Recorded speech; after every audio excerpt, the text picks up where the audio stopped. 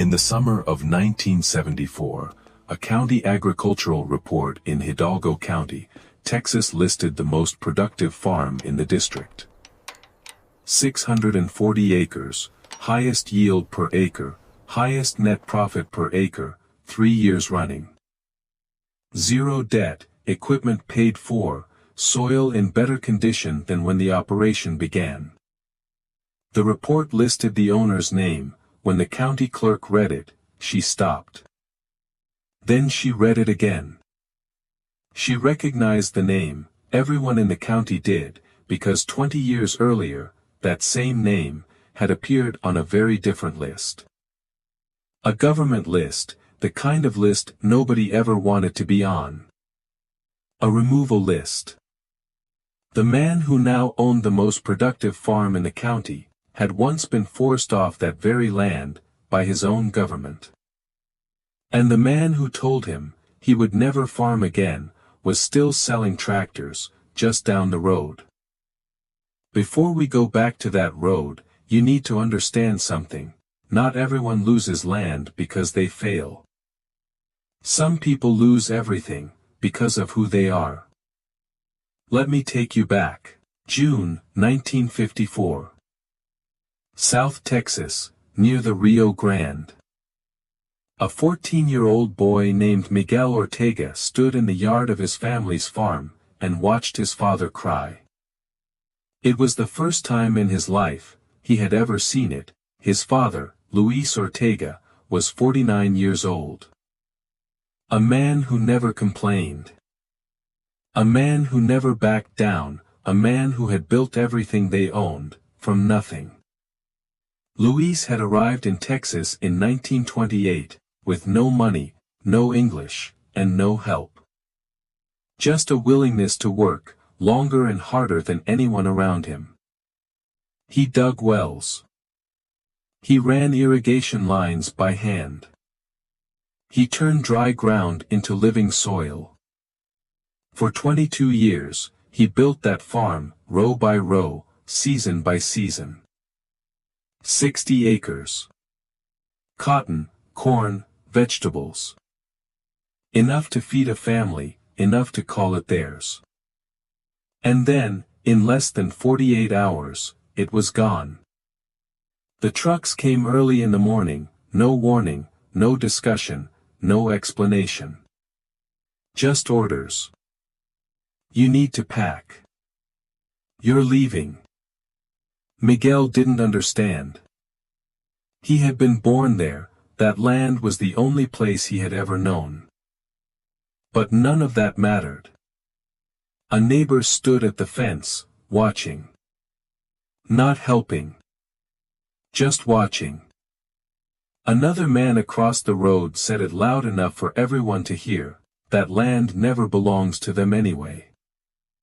Miguel heard it. His father heard it. Neither of them said a word. Luis walked the farm one last time.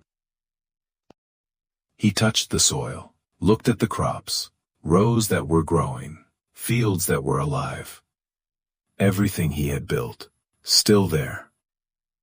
Everything he was about to leave behind. He came back to the house, looked at Miguel. Don't look back too long.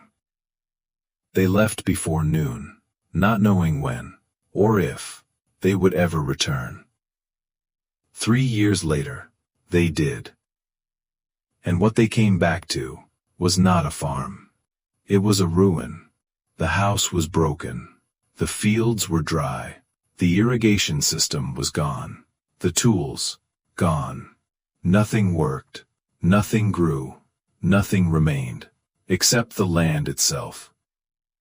Miguel stood in the same yard, older now, not a child anymore.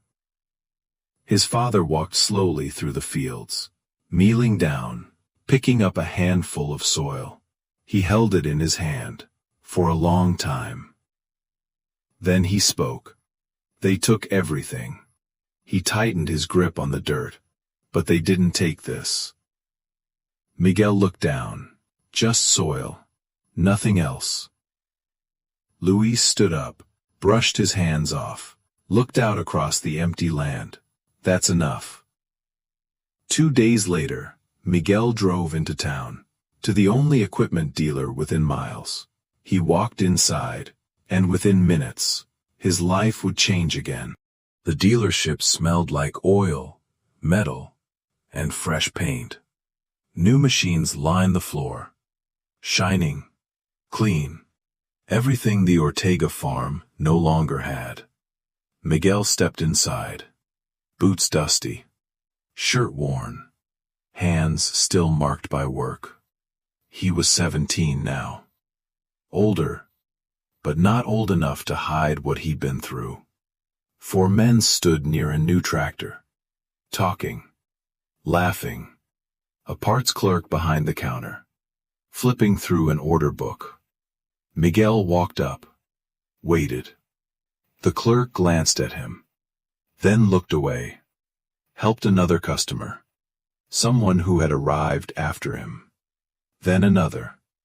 Miguel stood there, still, waiting. 5 minutes. 10. 15. No one spoke to him. Finally, he did. "Excuse me. I need to buy some tools." The room shifted.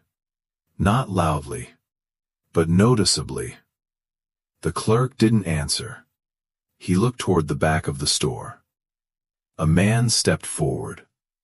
Tall, mid-50s, heavy build, confident in a way that came from owning the place. This was Walter Briggs, the man everyone in that county bought equipment from. He walked slowly to the counter, looked at Miguel, not at his face, through him.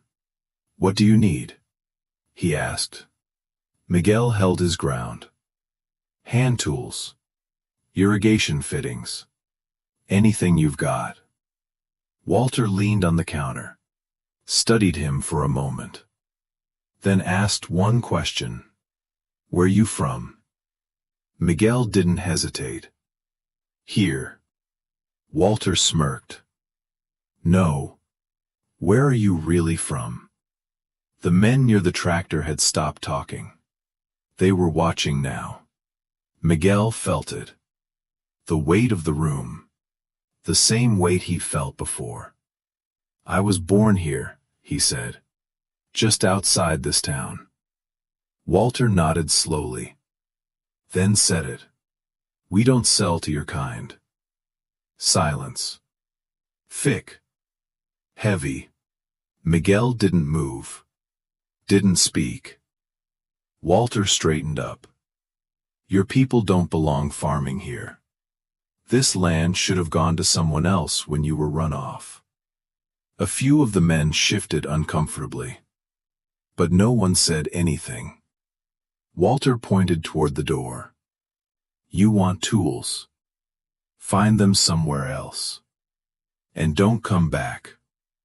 Miguel stood there, for 1 second longer. Just enough to feel it. The humiliation, the anger, the helplessness. Then he turned, and walked out. No words. No reaction. Nothing. Outside, the sun was still high. The world hadn't changed. Inside him had. He got in the truck, drove home. His father was waiting, standing near the edge of the field. Miguel stopped the truck, didn't get out right away. Then finally, he spoke. He said, "We don't belong here." Luis listened, didn't interrupt, didn't react. Miguel continued. He said we should have never come back. Silence. The kind that stretches. Luis nodded once, then said, "Good." Miguel looked at him, confused. "Good?" Luis stepped forward, picked up a piece of broken irrigation pipe, turned it in his hands. "If a man won't sell to you, then you don't need him." He set the pipe down, looked out across the empty field. We didn't build this farm with help. And we won't rebuild it with permission. Miguel felt something settle. Not comfort. Something harder. A decision. Luis turned back toward the land. They took everything once. They won't take it again. That night, they didn't talk about the dealership again. Because it didn't matter anymore. What mattered was what they were about to do next. With no equipment, no money, and no one willing to help them. Except one man, with something broken sitting in his barn. And that broken machine was about to rebuild everything. The tractor had been sitting in the barn for 15 years. Dust thick on the hood, paint faded to a dull, tired red. Tires cracked, engine silent. It wasn't a machine anymore, it was a memory. The neighbor, Tom Alvarez, stood beside it with his hands in his pockets. "I don't even know if it turns," he said. Luis stepped closer, ran his hand across the metal. Felt the grit, the rust.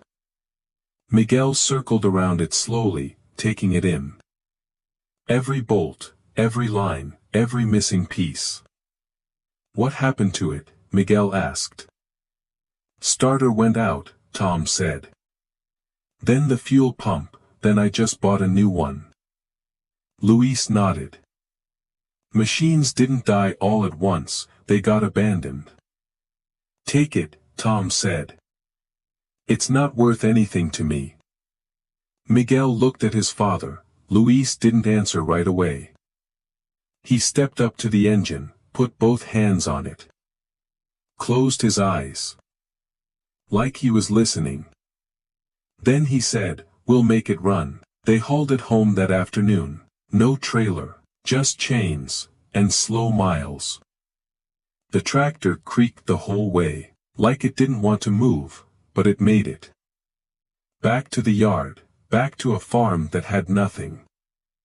The first night, they didn't try to fix it. They cleaned it. Rags, water, wire brushes, hands moving in silence. Under the dirt, the machine started to come back. Not working, but recognizable. Day 2, they opened the engine. Bolts stuck, metal seized. Nothing came easy. Miguel worked the wrench until his hands bled. Didn't stop. Luis didn't say much. He just watched, corrected, showed. "Don't force it," he said once. "Metal remembers when you rush." They didn't have parts, so they found them, scrapyards, abandoned equipment, fields where old machines had been left to rust. Miguel started seeing things differently.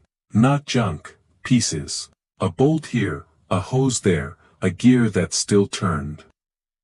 Each trip brought something back. Slowly, the tractor began to change. Week 3, the engine turned, not started, just turned. But that was enough. Miguel froze when it happened, looked at his father. Luis just nodded, again. Week 5, they tried to start it, fuel in, spark set, everything as close as they could get it. Miguel climbed up, hands shaking. He pulled the lever. Again, nothing. A third time, the engine coughed, just once. But it was alive. Miguel laughed. Didn't mean to. Luis didn't smile, but his eyes changed. Again. The fourth try. The engine caught. Rough, violent, loud. Smoke poured out. The whole machine shook. But it ran. Miguel held the wheel like it might disappear, like it wasn't real. Luis stepped forward, put his hand on the hood. Closed his eyes. Just like he had in the barn. They didn't celebrate. Didn't stop. Because a running tractor was just the beginning. The next morning, they put it in the field. No planter. No system. Just dirt. Miguel drove.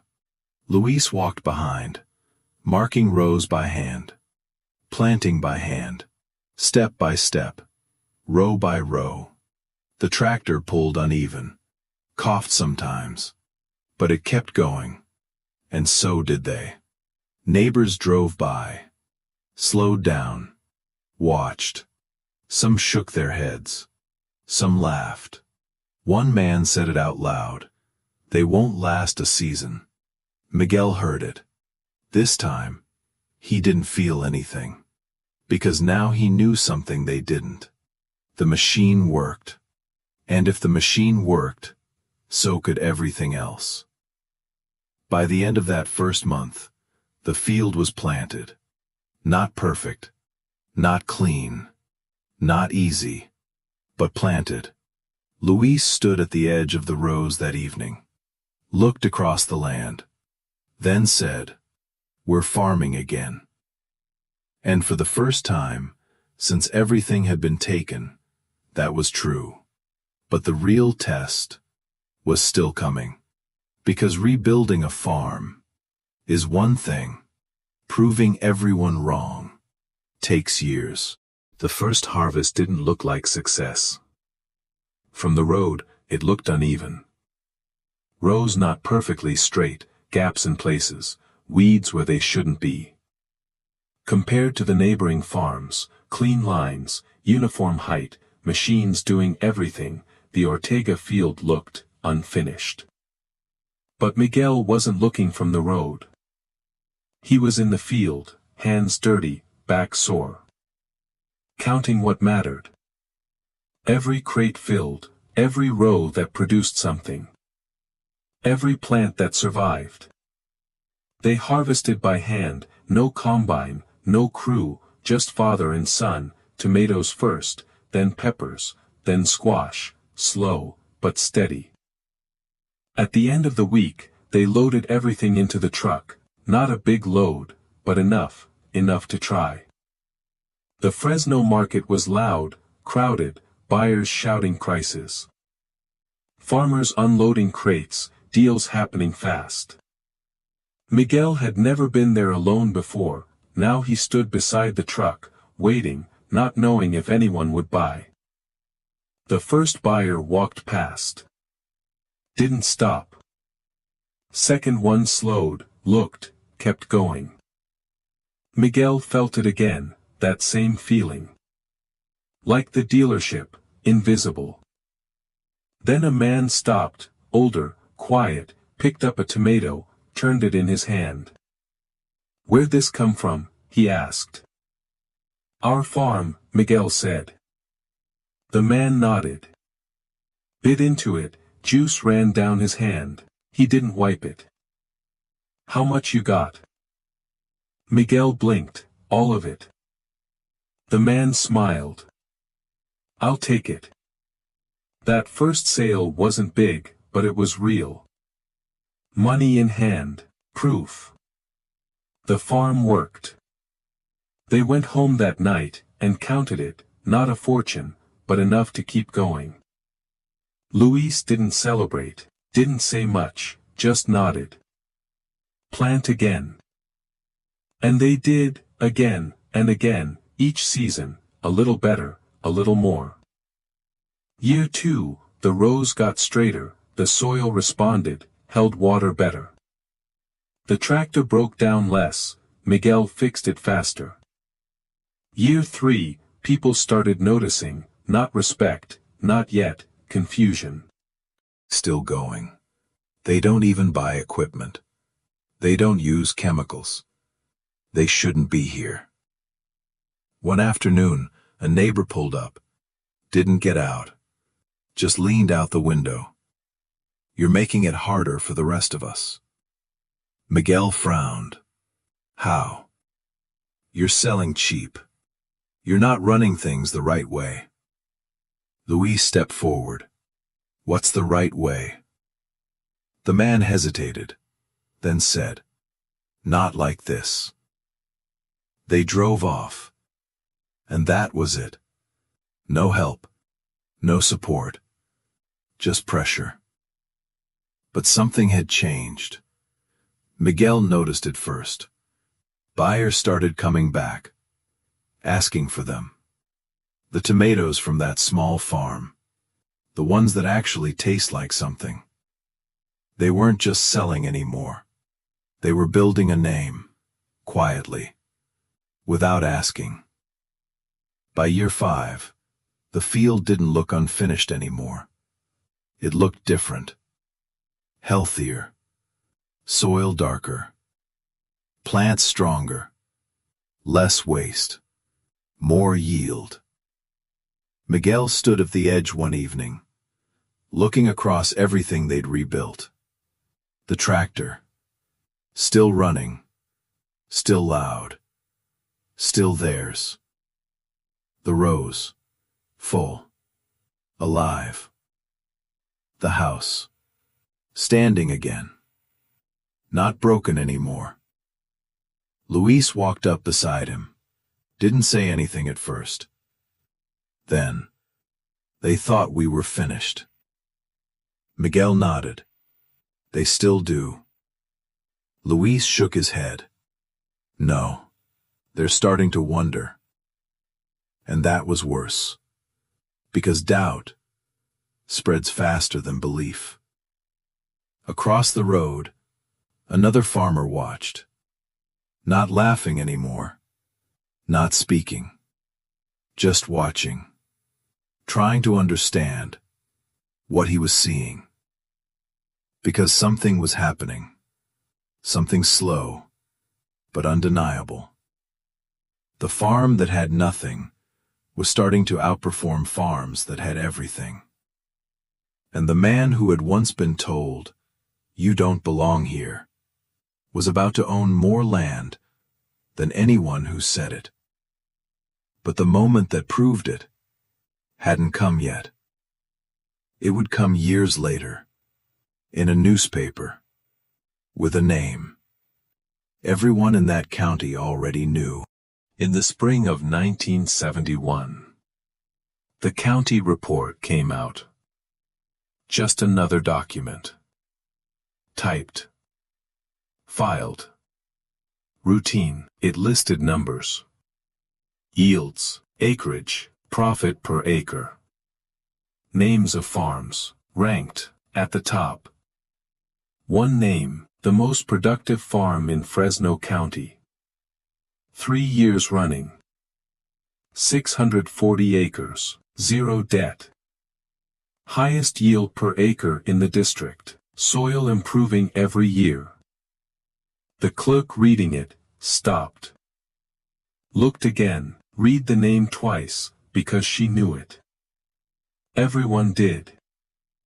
Hayashi. 26 years earlier, that same name had been on a different list.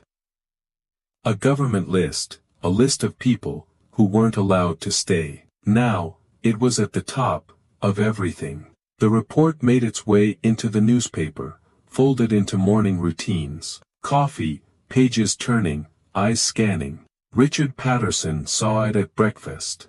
Read it once, then again, slower. He didn't say anything, just stood up and walked outside. The dealership was still there, same building, same sign, different time, different man running it. But the name in the paper brought something back, something he tried not to think about for years. The boy, standing at the counter, waiting, being ignored. The words, his father's voice. "We don't sell to your kind." Richard folded the paper, got in his truck, and drove. The Hayashi farm didn't look like it used to. It looked bigger, stronger, alive in a way that couldn't be faked. Rows perfect, soil dark, workers moving with purpose. George was in the field, same posture, same focus, just older, weathered. Richard stopped at the edge, didn't step out right away, just watched, trying to understand how this had happened. Then he walked over, slow. George looked up, didn't smile, didn't frown, just waited. "I'm Richard Patterson," he said. "My father owned the dealership." Silence. George already knew. Richard took a breath. Know what he did. I know what he said to you, and I've been ashamed of it my whole life. The wind moved through the field, soft. George didn't speak. Not yet. I can't change it, Richard said. But I wanted to tell you, you should have been treated better. My dealership is open to you. It always should have been. George looked at him. Long enough for the weight of it to settle.